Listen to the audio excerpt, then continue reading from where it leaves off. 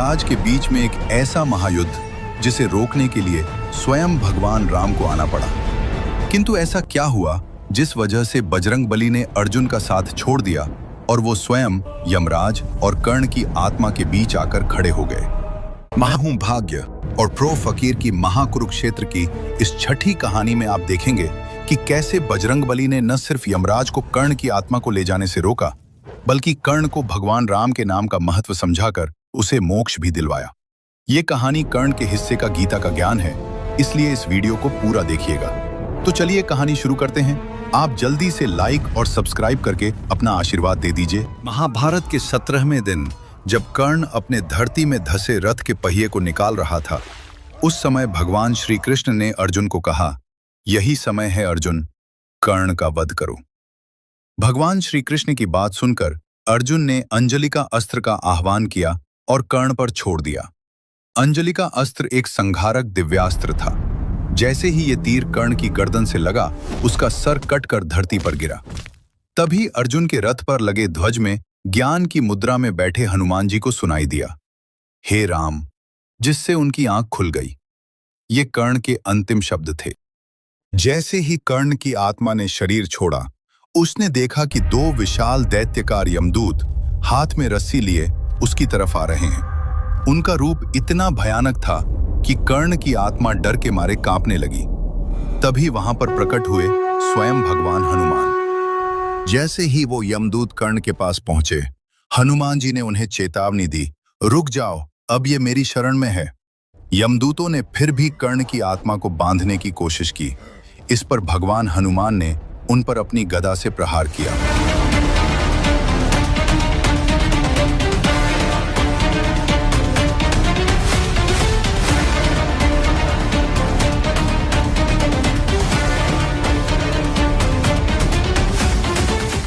भगवान हनुमान ने कर्ण की तरफ देखा और पूछा, तुम कौन हो पुत्र?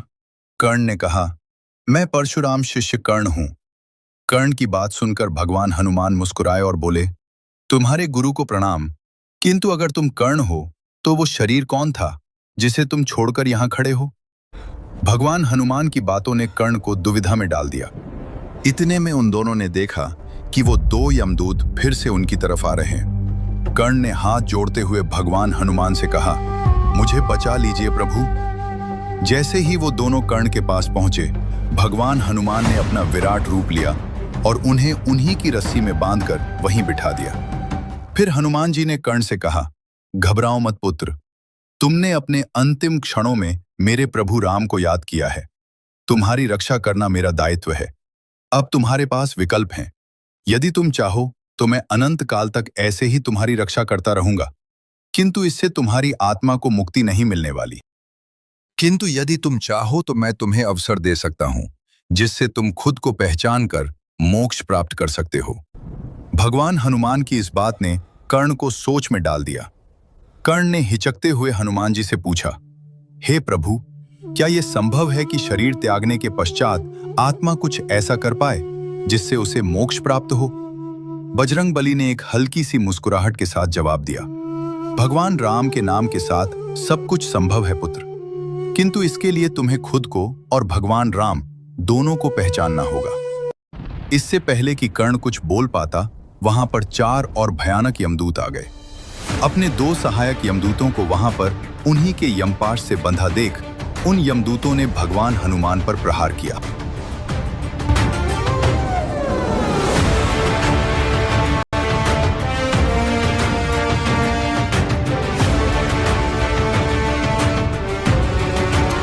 कुछ देर भगवान के पांव के नीचे दबा रहने के पश्चात उन यमदूतों ने त्राहिमाम त्राहिमाम का जाप करना शुरू कर दिया। भगवान ने जैसे ही अपना पांव हटाया, वो चारों वहां से भाग गए। भगवान अपने साधारण रूप में आए। उन्होंने कर्ण की तरफ देखा और पूछा, तो बताओ पुत्र, तुम कौन हो? कर्ण ने थोड़ा सोचा और बोला, मैं सूर्य पुत्र हूं। भगवान फिर से मुस्कुराए और बोले, किंतु आत्मा अजन्मी है, अविनाशी है, तो अजन्मी आत्मा का पिता कैसे हो सकता है? मैं तुम्हें फिर से पूछता हूं, तुम कौन हो? कर्ण ने थोड़ा सोचा और निराशा के साथ बोला, इस समय तो मैं एक आत्मा हूं। इस समय से तुम्हारा क्या मतलब है पुत्र? आत्मा समय के बंधन से परे है, उसका न कोई आदि है न कोई अंत। तो तुम कैसे समय के साथ जुड़े हुए हो सकते हो? हनुमान जी कर्ण को समझा ही रहे थे कि वहां पर कर्ण की आत्मा को लेने स्वयं यमराज आ गए। भगवान हनुमान ने बड़े ही आदर के साथ यमराज को प्रणाम किया और बोले, आइए धर्मराज। अपने यमदूतों को बंधा देख यमराज ने गुस्से में हनुमान से कहा, मेरे यमदूतों को छोड़ दो और मुझे कर्ण की आत्मा को ले जाने दो हनुमान।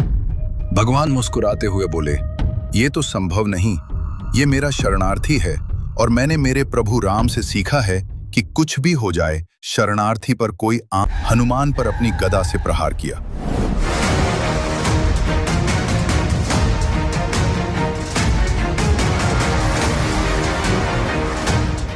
भगवान ने मुस्कुराते हुए कहा, अब मेरी बारी धर्मराज।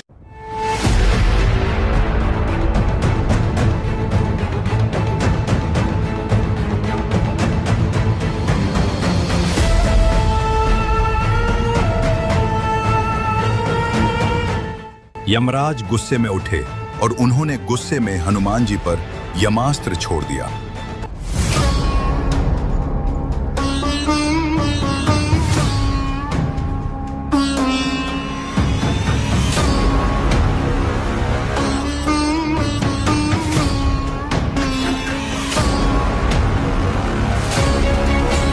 यमास्त्र के टूटने से बौखलाए यमराज ने हनुमान जी पर अपना यमपाश फेंका।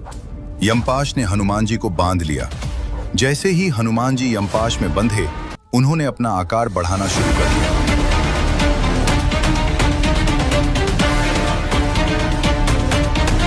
बजरंगबली ने क्रोध में आकर यमराज से कहा, मैं आपको चेतावनी दे रहा हूं धर्मराज, वापस लौट जाइए। हनुमान जी की बात सुनकर यमराज ने क्रोध में आकर हनुमान पर यमदंड से प्रहार किया।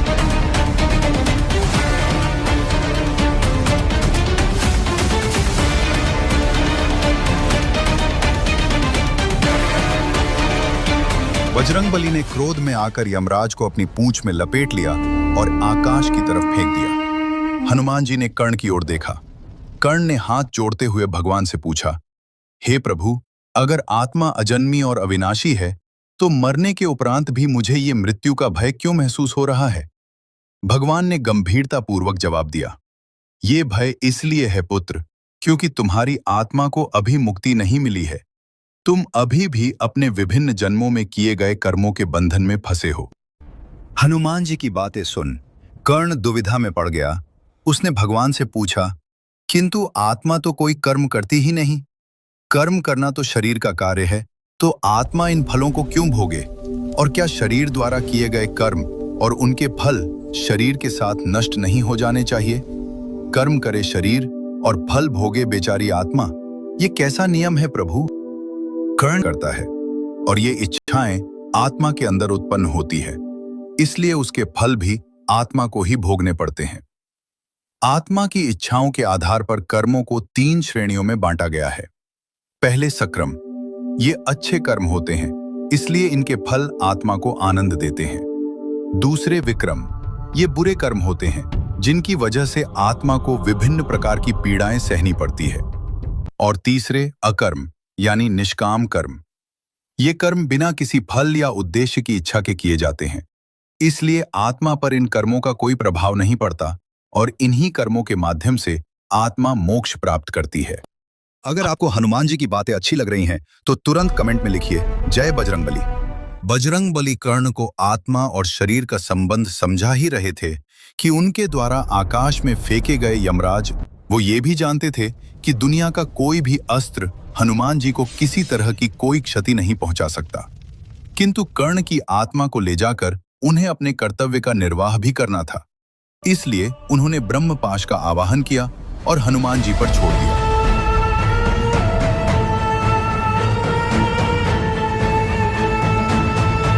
ब्रह्मपाश को अपनी ओर आता देख भगवान ने मुस्कुराते हुए ब्रह्मपाश को प्रणाम किया और ब्रह्मपाश का सम्मान रखते हुए उसे अपने शरीर को बांधने दिया। जैसे ही बजरंगबली ब्रह्मपाश में बंधे, यमराज खुश हो गए। बजरंगबली ने मुस्कुराते हुए कहा, ज्यादा खुश मत होइए धर्मराज, अभी तो आपको मेरे प्रभु राम का भी सामना करना है, वो आते ही होंगे। इतना कहकर हनुमान जी ने यमराज को एक जोर की फूंक मारी।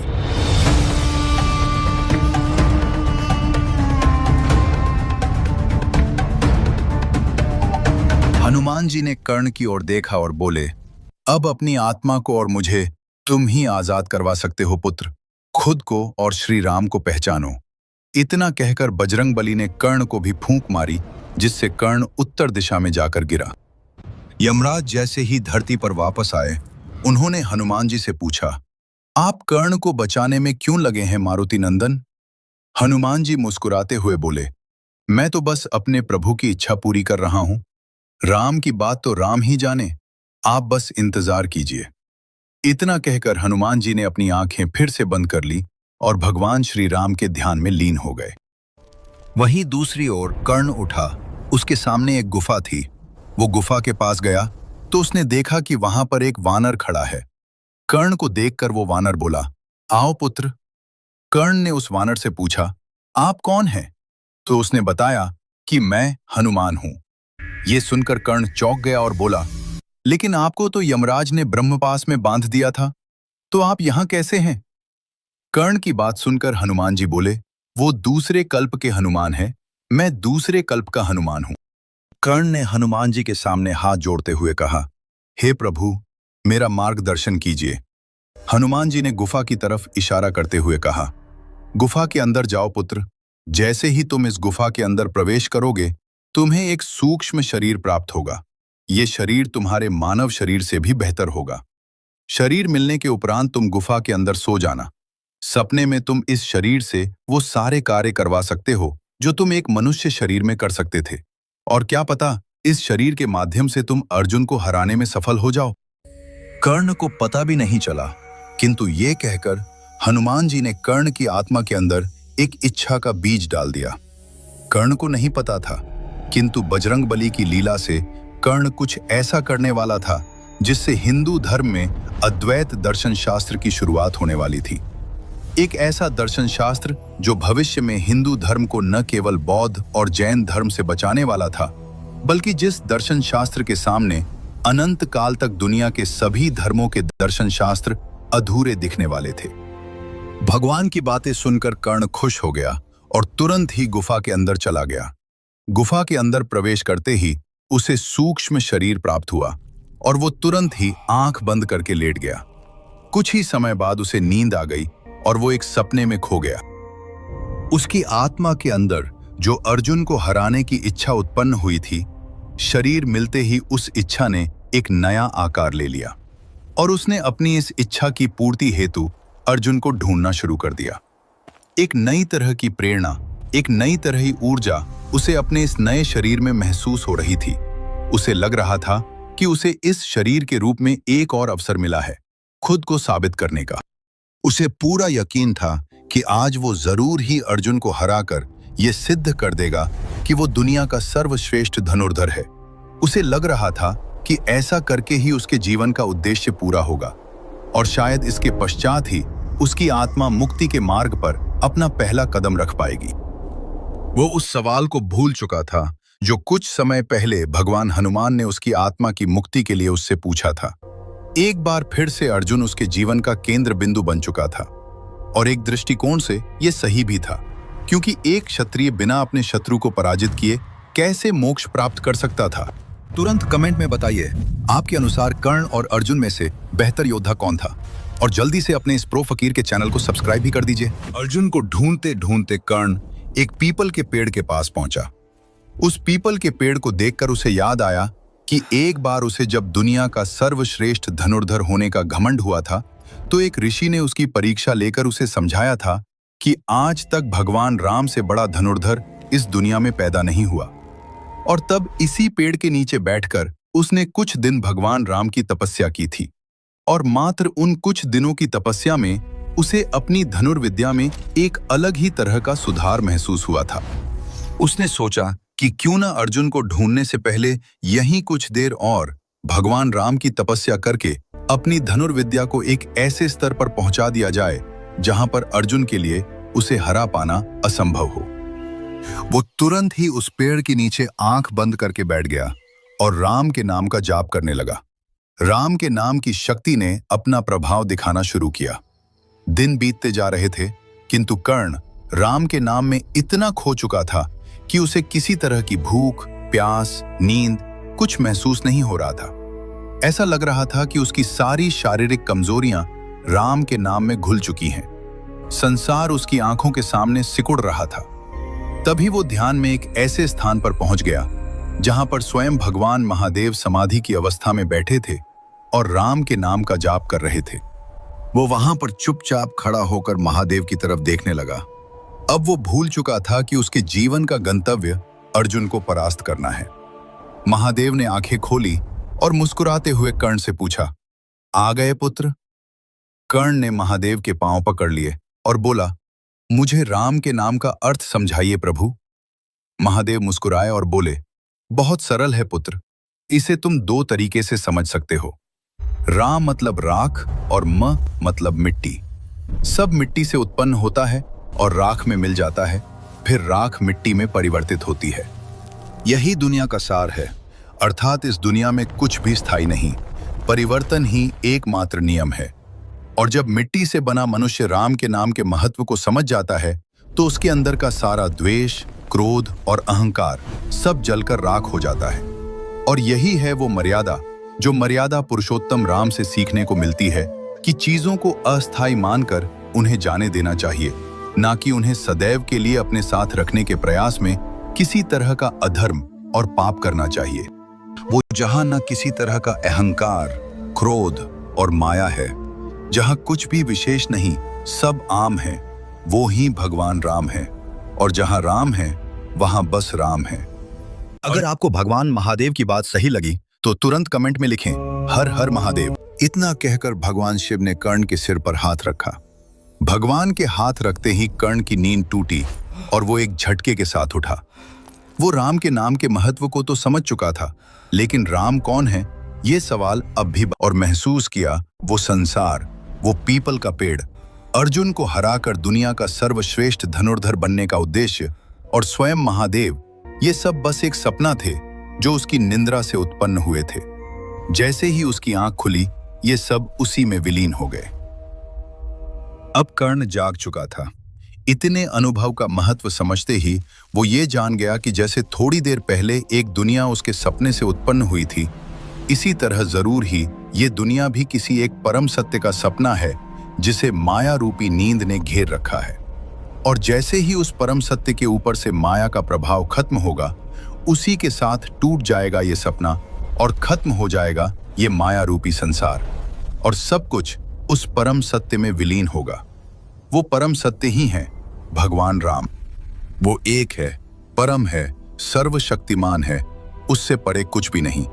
और बिना इस माया रूपी सपने को हटाए उसके बारे में कुछ भी कहना या सोचना व्यर्थ है। राम सच्चिदानंद है, सत अर्थात परम सत्य, चित अर्थात परम चेतना और आनंद अर्थात प्रेमानंद। अगर आपको भी लगता है कि भगवान राम ही परम सत्य हैं, तो कमेंट में लिखें हरे राम और जल्दी से लाइक और सब्सक्राइब भी कर दीजिए। कर्ण गुफा के बाहर जा ही रहा था कि गुफा के मुहाने पर खड़े बजरंगबली ने उससे पूछा, सत्य का बोध हो गया पुत्र? कर्ण ने गंभीरता पूर्वक जवाब देते हुए कहा, जी प्रभु, आपने जो एक गुरु के तौर पर मेरा मार्गदर्शन किया, मैं उसके लिए आपका आभारी रहूंगा। इतना कहकर कर्ण वहां से जाने लगा। बजरंगबली ने कर्ण को रोकते हुए कहा, क्या तुम अपने गुरु को गुरु दक्षिणा दिए बिना ही चले जाओगे? कर्ण ने हाथ जोड़कर भगवान से कहा,